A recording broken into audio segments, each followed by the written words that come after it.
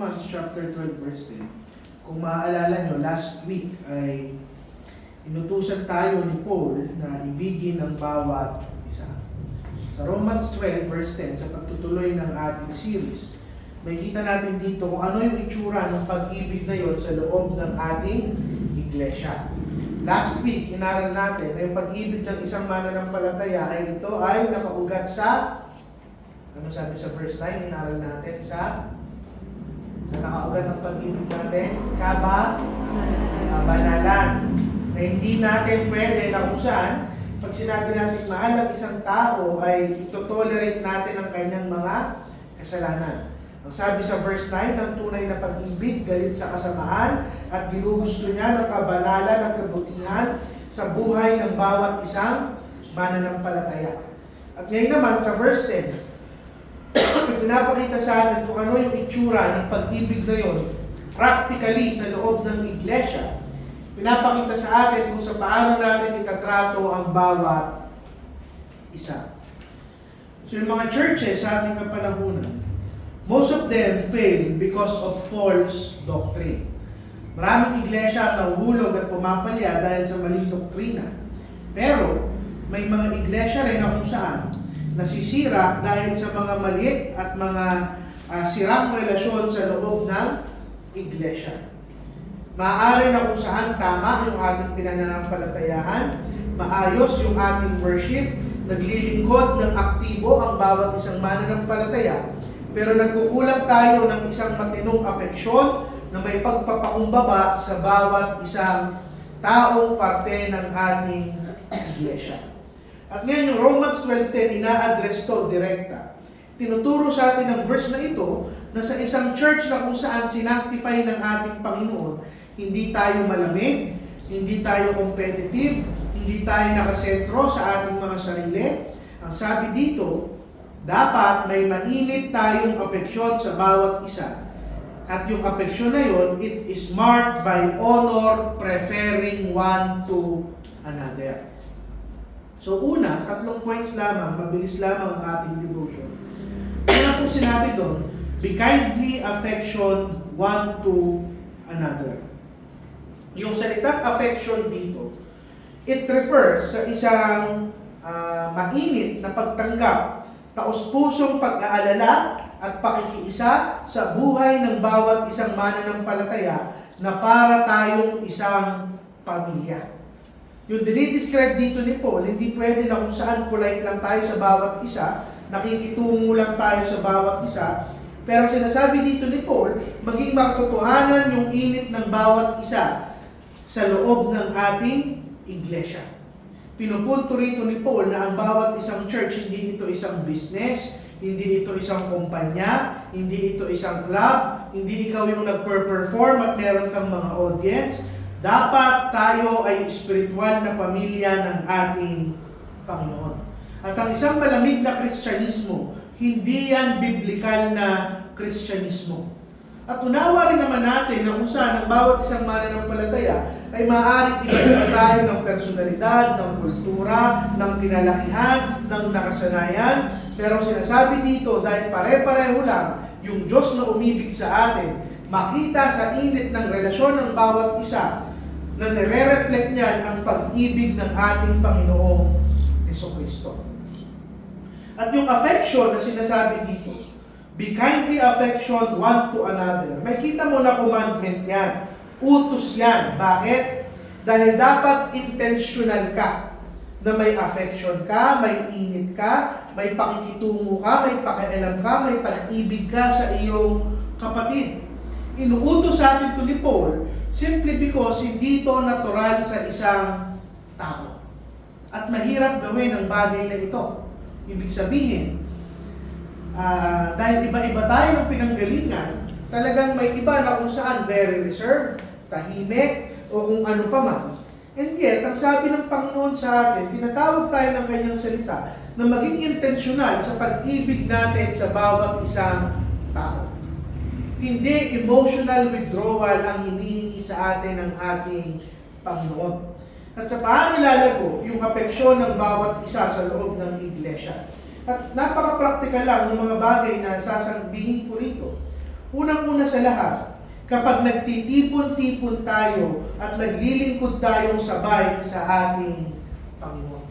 It's the most basic thing para i-boost yung affection ng mga mananampalataya sa bawat isa.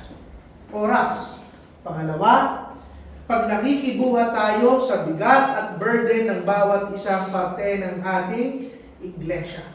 Pangatlo, kapag natututunan natin ipanalangin ang bawat isa. The reason kung bakit tayo dito nagpe-prayer meeting, hindi lang para ipanalangin ang maglilid ng ating prayer meeting ang bawat isa, pero para malaman natin kung ano yung nangyayari sa buhay ng bawat isang parte ng ating iglesia. Ang matutunan natin silang isama sa mga sarili nating panalangin, mga personal nating panalangin, matutunan nating makibuhat, makialam, at higit sa lahat, pang-apat, lumalago ang apeksyon natin pag nagkakaroon tayo ng willingness patawarin ang pagkakamali ng bawat isa. At itong apeksyon na ito, lumalago ito, at kapag lumago ito, nire-reflect natin ang pag-ibig ng ating Panginoon sa atin. At kung titignan natin yung nature ng pag-ibig ng Panginoon sa atin, hindi naman niya tayo minahal ng malayo siya. Kumbaga, bumaba siya, nagkatawang tao siya, naging kamag-anak natin siya, inibig ka niya personally, mapasensyoso siya habang iniibig ka niya kahit nagkakamali ka, patuloy kang minamahal ng Panginoon. At kapag lumalago yung apeksyon natin sa loob ng ating simbahan, nagiging buhay tayong larawan ng puso ng ating Panginoon. So ang tanong sa atin, yung mga tao ba sa ating iglesia nararamdaman yung init ng pakikisama natin sa kanila o dumidistansya na sila sa atin? Second main point. Ang sabi doon, hindi ka lang magpapakita ng affection sa paanong paraan ba? Sabi, be kindly affectioned one to another with brotherly love. Yung keyword dito, brotherly. Para tayong magkakapatid. Yung pag-ibig natin sa bawat isa, para tayong pamilya. May commitment tayo. At kapag ginamit yung salitang brotherly, galing actually yan sa salitang brotherhood. Pag nagkaroon kayo ng brotherhood, ano ang turing nyo sa bawat isa? Meron kayong covenant. Kapatiran. Di ba nga kapag sumali ka sa frat, yung kapatiran, hindi yan basta-basta magkakapatid at kapatiran lang kayo. Meron kayong sinumpaan. Meron kayong kontrata. Kumbaga malalim. Pamilya. Hindi na tayo magkakaiba. Yung apeksyon na ibibigay natin sa bawat isa, dapat maramdaman nila with brotherly love. Hindi ito preference ng bawat isa sa atin. Ito ay pag-ibig na nakabase sa isang buhay na pinagsasaluhan natin sa persona ng ating Panginoong Jesucristo.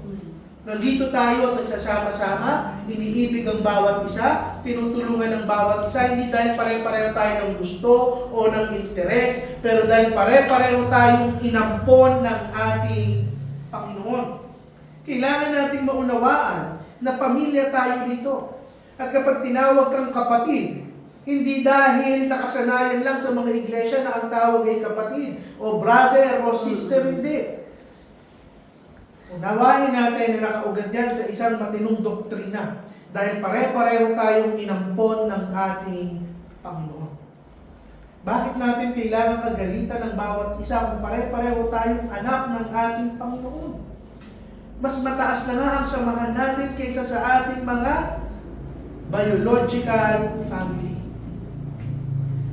At katulad ng isang pamilya, brotherly love should endure difficulties. Sa isang pamilya, it will remain kahit ano ang mangyari, even if nai-strain o nababata o nahihirapan yung mga tao na parte ng relasyon ng isang pamilya. Kahit anong gawin natin, hindi na mabubura ng kahit anong pagtatalo o kung anumang personality na tayo ay isang pamilya sa loob ng ating iglesia. At ang ibig sabihin lang niyan, kung pamilya tayo at nag-iibigan tayo, at magkakapatiran tayo, kailangan natin maging pasensyoso sa kahinaan ng bawat isang parte ng ating iglesia. Kailangan natin patawarin yung mga pagkakamali at offenses. At higit sa lahat, hindi tayo lalayo at mag-withdraw sa bawat isa. Kinakailangan natin gawin ay hanapin na ma-restore ang bawat isang kapatiran na magkakamali. At yung pag-ibig na ito, hindi ibig sabihin nito na walang magiging conflict sa loob ng ating church. Pero ang ibig sabihin nito, magkakaroon ng presensya, ng grasya, every time na magkakaroon ng conflict sa ating iglesia. At itong brotherly love na sinasabi dito, ito yung mag-iingat sa unity ng ating church.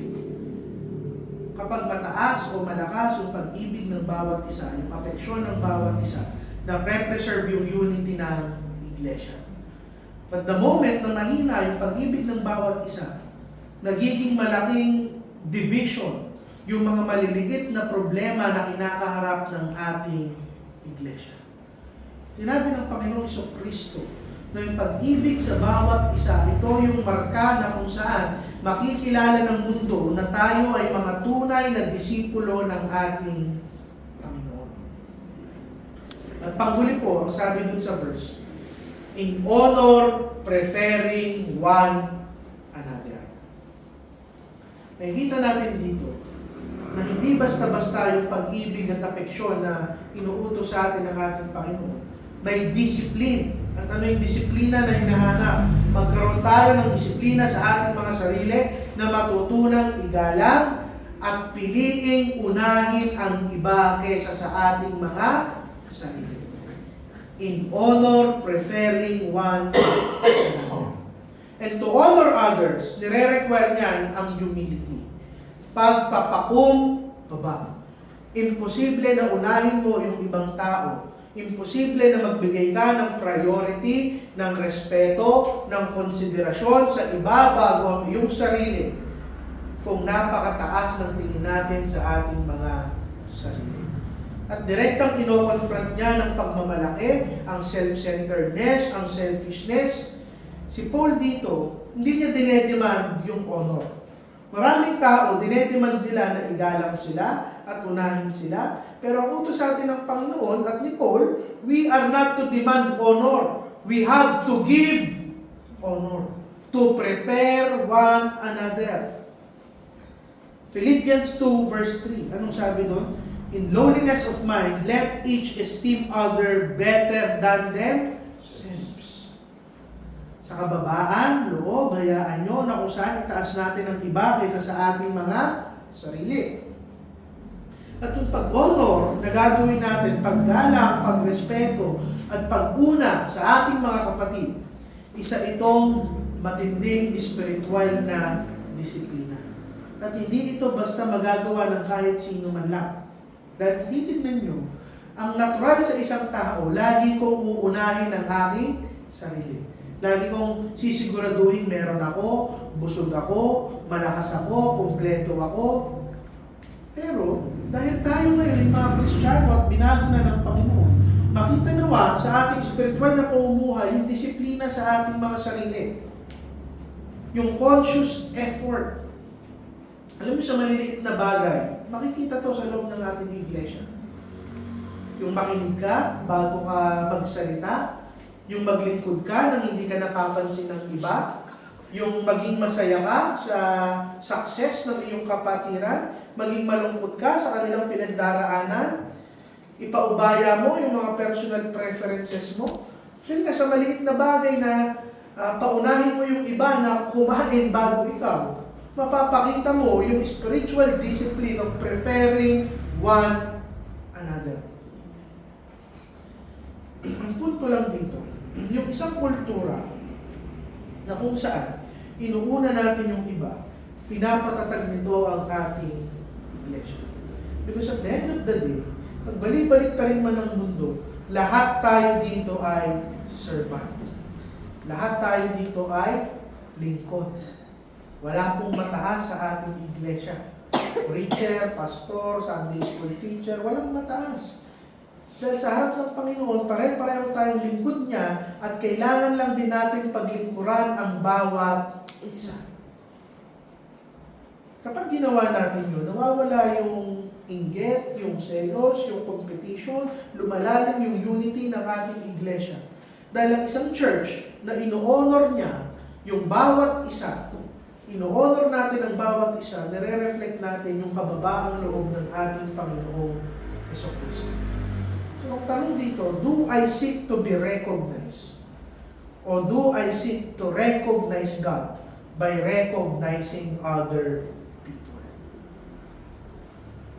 Now, bilang pagtatapos, itong Romans 12:10, this will sanctify our church. Paanong paraan? Papalatin niya yung malamig na formalidad ng bawat isa sa isang totoo na apeksyon at pag-ibig at mainit na pagtanggap at pakikisama at pakikitungo sa mga bawat isang miyembro ng ating iglesia. Tatanggalin niya yung pagmamataas at competition at papalitan niya ng kababaang loob. Papalitan niya yung focus natin sa ating mga sarili by mutually honoring one another. Nauna lang yung gusto kong ipunto sa maikling devotion na to. Last Tuesday, pinoint out natin na ang isang banal na iglesia, mahal ang bawat isa. At yung tunay na pag-ibig, it is doctrinally sound. Yun yung pinoint out natin, na hindi nagtotolerate ng kasalanan ng tunay na pag-ibig. Pero ngayon, ipinapakita sa atin na ang isang banal na pag-ibig, hindi lang yan doctrinally sound. It is relationally Christ-like. Kumbaga, pinapoint out dito ni Paul, at alam naman natin yung pattern ni Paul ng pagsulat. Lahat naman ng sinulat ni Paul, ito yung point. Aanhin mo yung doktrina kung hindi mo kayang mahalin at paglingkuran ng iyong kapwa. Ito rin ang pinopoint out niya sa verse 10. Alam nyo, sa isang matinong pamilya, sa isang healthy, maayos, malusog na pamilya, hindi nagko-compete yung mga family members para sa kung ano man. Pero, iniingatan nila, iniibig nila at inaalagaan nila yung bawat isa instinctively. Pag sinabi ko instinctively, natural. At kapag ang isang parte ng pamilya ay nasasaktan din ang buong pamilya. Pag may isang masaya, may nakamtan, graduate, anong ginagawa ng pamilya? Magpapakain. Nagsiselebrate. Masaya silang lahat. Punto ko lang, ito dapat yung ating maging iglesia. Kung may nasasaktan, masaktan tayong lahat. Kung may masaya, matuwa tayong lahat. Kung may nagkasala, itama natin ang bawat isa. Ito dapat yung maging ugali ng ating iglesia. In Romans chapter 12 verse 10, tinatawag tayo sa isang mas mataas ng standard ng pamumuhay bilang Kristiyano na i-reflect natin ang pag-ibig ng ating Panginoong Jesucristo. Dito po muna natin tatapusin ang ating